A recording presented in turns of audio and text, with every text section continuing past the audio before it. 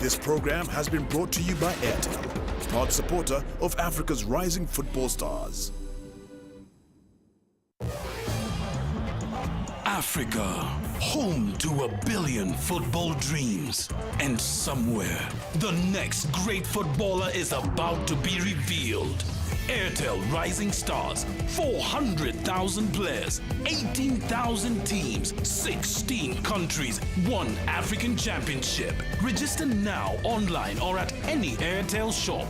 Airtel Rising Stars. If you're out there, we'll find you.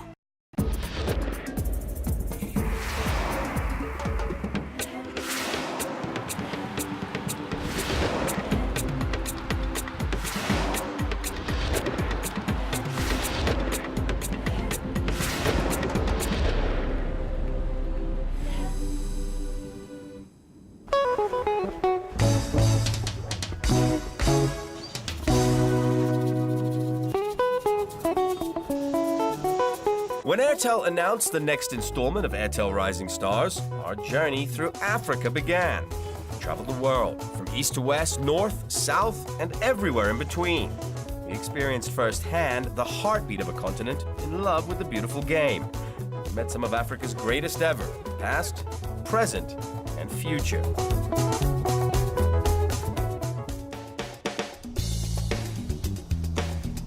We visited England's West Midlands, and we discovered a club steeped in history, one of the founding members of the Football League in 1888. West Bromwich Albion have spent the majority of their existence in the top tier of English football, champions of England in the 1919-1920 season, and winners of 5 FA Cups. It's also home to this man, Nigeria's Peter Odemwingie, one of the Premier League's fastest and most lethal players on the ball. In 2010, he moved here to the Hawthorns for an undisclosed fee on a 2-year contract, the option of a 3rd year in the club's favour. One day later, he scored the 81st minute winning goal on his Premier League debut. It was a 1-0 win against Sunderland. So much success has followed the Nigerian international wherever he's gone, yet one of English football's fastest rising stars has managed to stay focused and grounded. Of course, he's having the time of his life along the way. I started my professional football, in Belgium. I've been, looking forward in playing in the English league. It's a very popular league. I like the football. The atmosphere in the stadiums are great. Then opportunity came for me to go to West Brom. The managers followed my career for a few years, wanted me on board. I didn't hesitate, because every English club in Premiership is a big club and have history. Odemwingie's adaptation to the English game has been fast and swift, and along the way, he's won a number of accolades. Named Barclays Premier League Player of the Month in April 2010, it was his 2nd time winning the award in the same season. And with it, he joined an elite group. 2013 was a difficult year for the Nigerian. Following his exclusion from his country's Africa Cup of Nations side, a side that went on to win their first AFCON crown since 1994, the world witnessed an Odemwingie meltdown on social media. Following a transfer request at West Brom and a visit to a rival club, Odemwingie took to Twitter to voice his displeasure with his current employers. But we have no doubt that the striker will bounce back after the difficult year.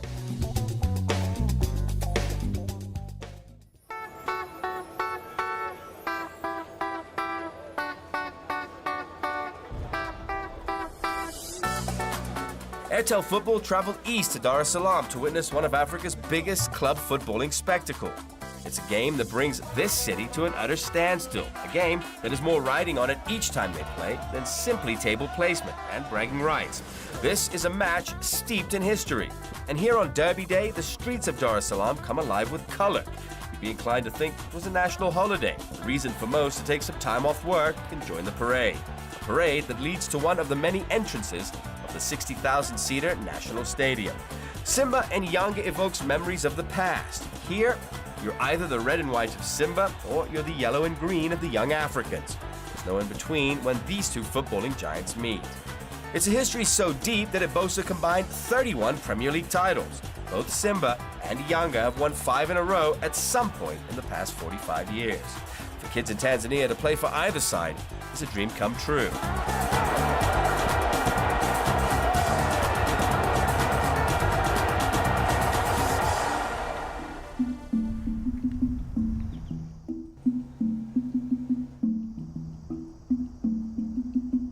From Tanzania's top flight to France's League One, it took some time to catch up with two of football's brightest stars, two brothers who are a product of one of Africa's greatest ever, Abede Pele. Pele is a man who redefined the African game in Europe. Pele's list of accolades is as long as it is colorful. Three-time winner of the African Footballer of the Year. In 1991, he became the first African to win the World Player of the Year. Champions League winner with French League One side Olympique Marseille in '93, and capped 73 times for his country. And considered the greatest football player in Ghana's history, and amongst the best from Africa. His incredible footballing legacy continues at home in Ghana. Stories of his heroics still told, but that legacy is honored most within his own family. 3 sons playing professional football, and 2 for his old club in France's League One. Meet Andre Ayew and his brother Jordan, key members of Olympique Marseille, keen to be immortalized the same way as their father. Following in the footsteps of a club legend is never easy, and both sons are well aware of the legacy that they follow.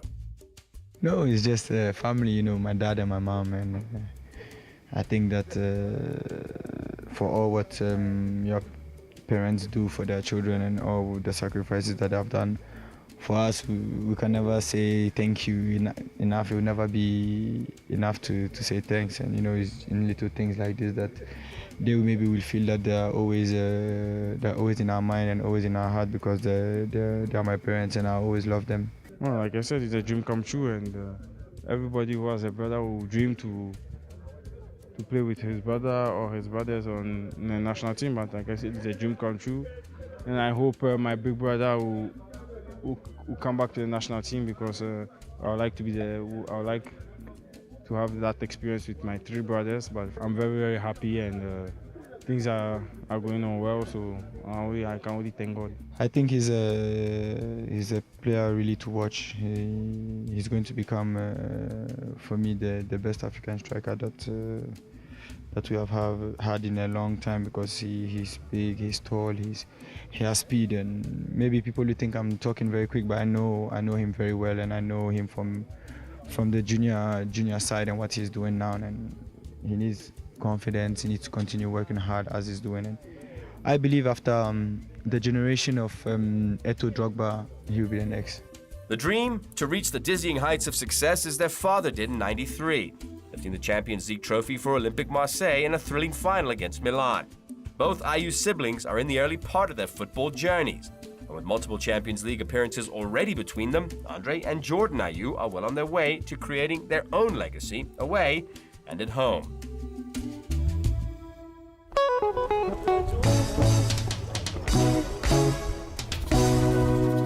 As the Airtel Rising Stars competition took center stage, we also went in search for Africa's next generation of footballers. And our journey brought us here, to Lusaka, Zambia.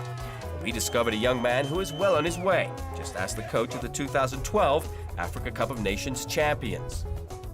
He was very talented when I saw him, left footer in front of the defense, midfield, very skilled, able to receive the ball from the right to play on the left, and not the opposite, to go forward to play in the deep. This is very important, because to find the players to play all the time backward or lateral ball, it's easy, but someone's taking the risk and not losing the ball, it's very important.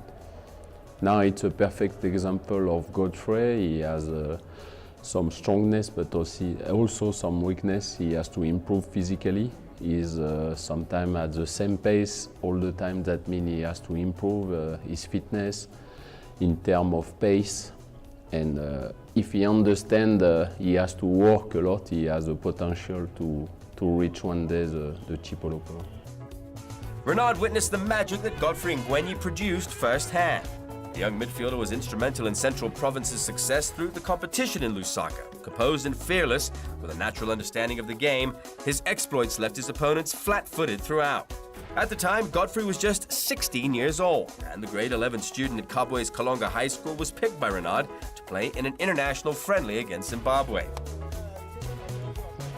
We just had to find out a little more about the young phenom, so we traveled home with him to Kabwe, an old mining town in the center of the Southern African nation.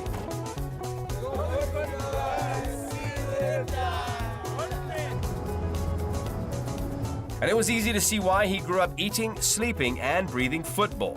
His much as it appears that Godfrey's future had already been written out for him, that he was always going to play football at some level, there was certainly an element of surprise that he'd be chosen to play alongside his idols like Chris Katonga and Emmanuel Mayuka.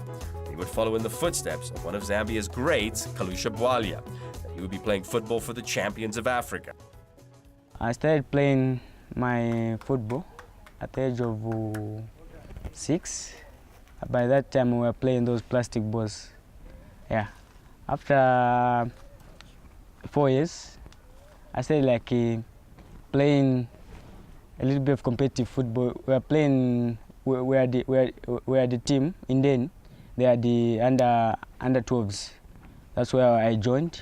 Certain teams were interested in me, and that's how I joined FC Tigers. And that's why I started playing football. Then at FC Tigers, I was spotted when we went to a tournament that's here in Kabwe. Since he was born, I usually to go with him to all the games which maybe we've been playing. Started first with in Ndola when I was with Zesco United as a coach. He used to follow me. When we were playing at home, you find maybe you are there at the bench, you just come in the pitch and sit close to you. So I saw it coming when he just started manning a ball at home. He needed always to have a ball playing around at home with his brother. In a short time, I just said, no, this boy, he was playing where the Madalas were playing a game. Madalas versus Madalas. He was included in that team. So I said, hey, please, gentlemen, you injure my son. But I just said about people talking about my son, whatever. But by that time, it was just maybe 9 to 10 years or something like that. But it was just a surprise, you know.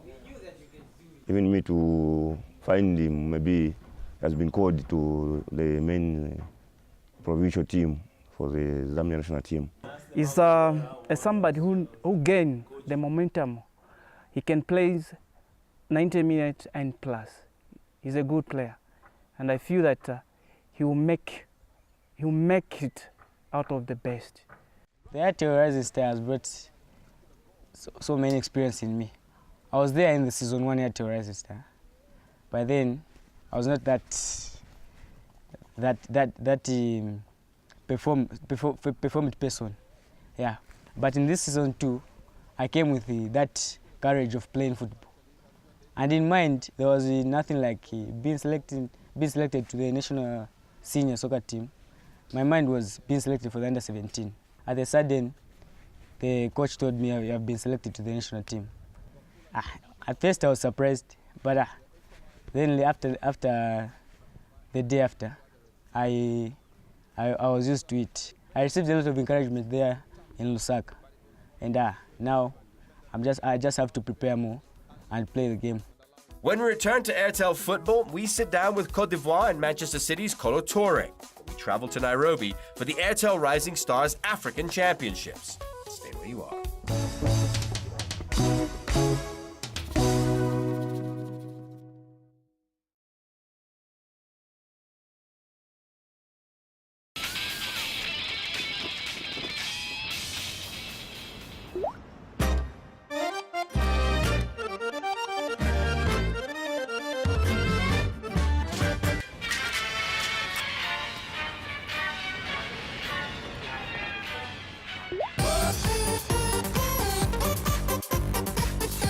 Excite your life with Samsung Galaxy Music.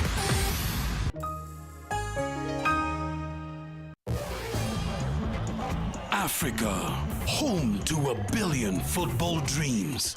And somewhere, the next great footballer is about to be revealed. Airtel Rising Stars, 400,000 players, 18,000 teams, 16 countries, 1 African championship. Register now online or at any Airtel shop. Airtel Rising Stars. If you're out there, we'll find you.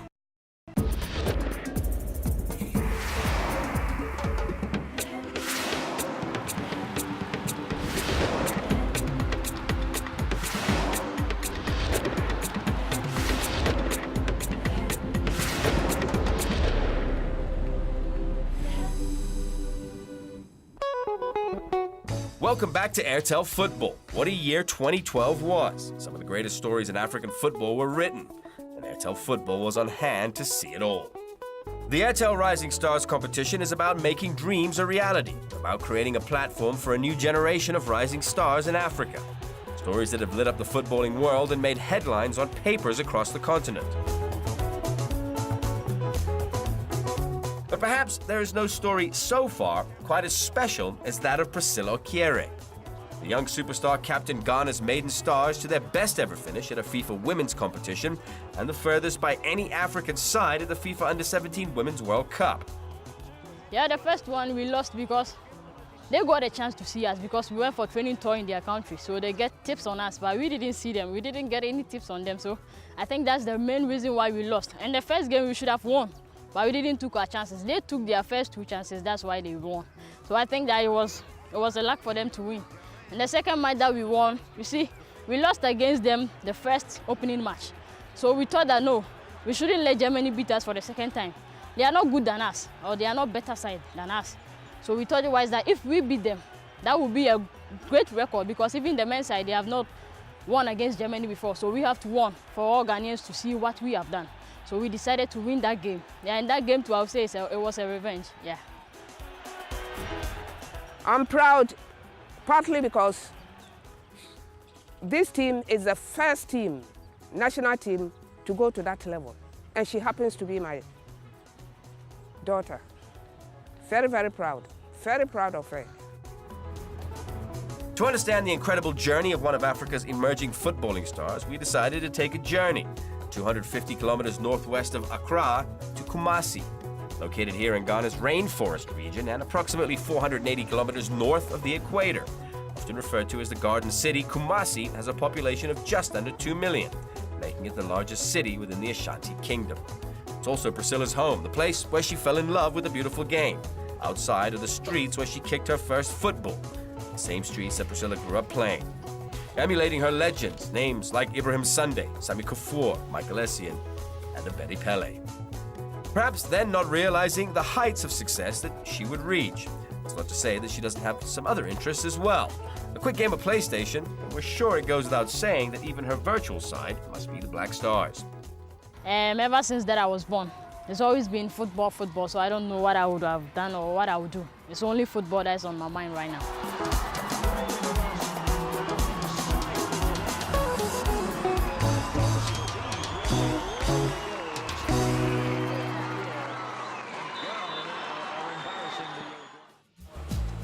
Africa has produced some of the greatest footballers in the world. Côte d'Ivoire has been responsible for a few big names as well, like brothers Kolo and Yaya Toure. The siblings are certainly living the dream, even playing for the same English Premier League side, Manchester City. We caught up with Kolo Toure in Gabon during the 2012 Africa Cup of Nations tournament. It doesn't matter against who you play, but the African nation is a really difficult competition, you know, and all the teams who are out now, they've been beaten by some team.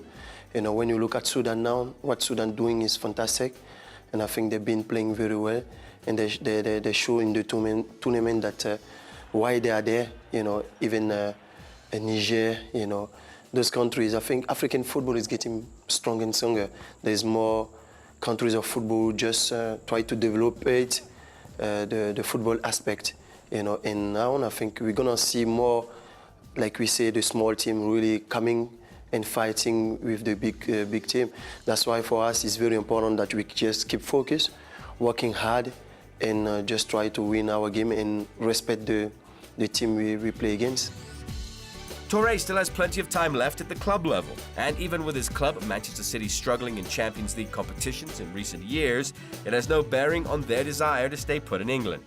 Even though Kolo has not seen as much regular team action as he'd like to, he is confident that one day an African player will win the league's MVP. My career has been one of the best for me, you know, because I can remember when I was like 15, and if somebody was coming to me and saying to me, Kolo, you're going to play for Arsenal, you're going to play for Man City, and we're going to play for the Ivorian national team, I will say, no, I don't think so. You know, and now, you know, what I did in my career is great, but I think I still have some to show to the people, some skills to show.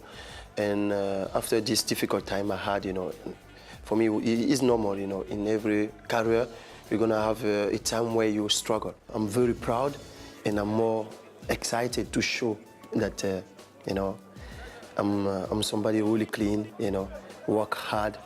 And I can see that a lot of people talking, about me and seeing how strong I came back, and for me that was extra motivation. And to be here to play with Yaya is great.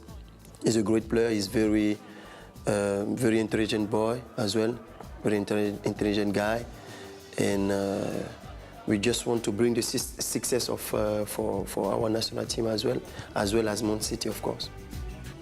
For now, Toure will have a long break to reflect on the heartache at seeing the English Premier League trophy return to the red part of Manchester.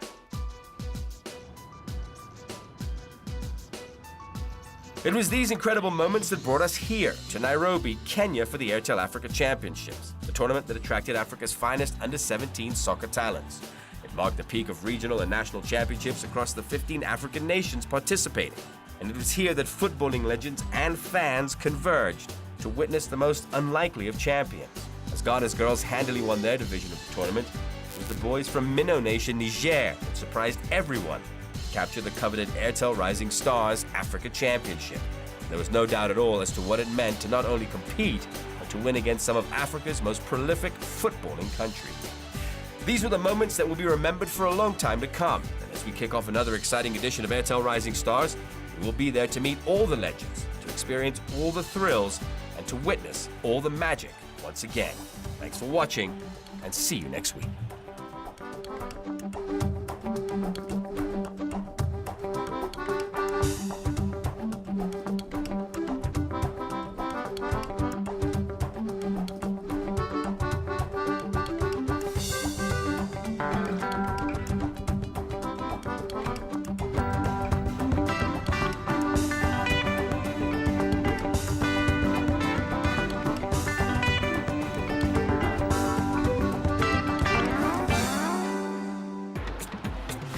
This program has been brought to you by Airtel, proud supporter of Africa's rising football stars.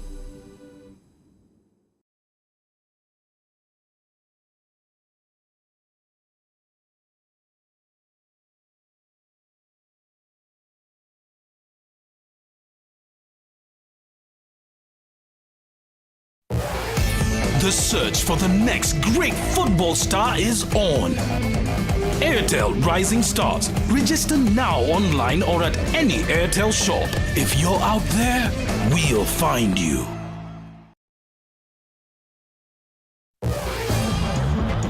Africa, home to a billion football dreams. And somewhere, the next great footballer is about to be revealed. Airtel Rising Stars, 400,000 players, 18,000 teams, 16 countries, 1 African championship. Register now online or at any Airtel shop. Airtel Rising Stars. If you're out there, we'll find you. The search for the next great football star is on. Airtel Rising Stars. Register now online or at any Airtel shop. If you're out there, we'll find you.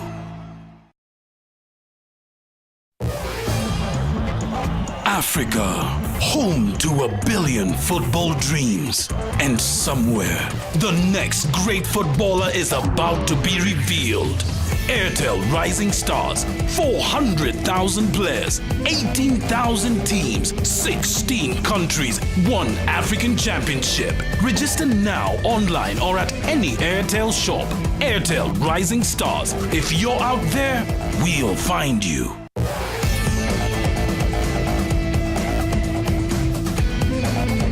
À la recherche de la prochaine grande star du football, RTL Jeune Talent. Inscris-toi dès maintenant en ligne ou dans une boutique RTL. Où que tu sois, nous te trouverons.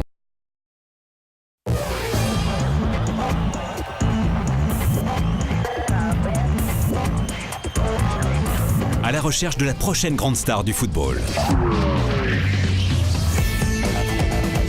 RTL Jeune Talent.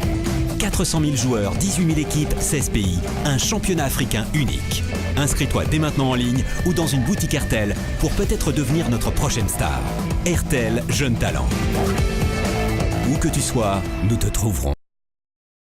Kinyang'anyiro cha kumtafuta nyota wa mpira wa miguu kimeanza. Airtel Rising Stars. Jiunge sasa kwenye tovuti yetu au katika duka lolote la Airtel. Ikiwa una kipaji, tutakutafuta.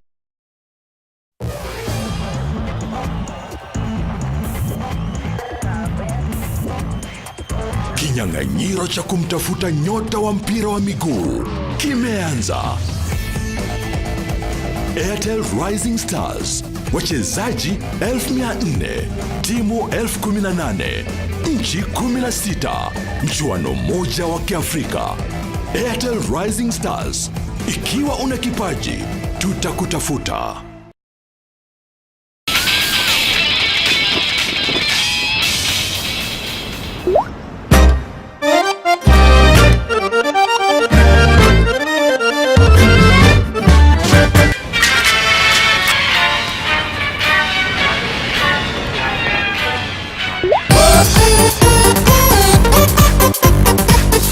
Excite your life with Samsung Galaxy Music.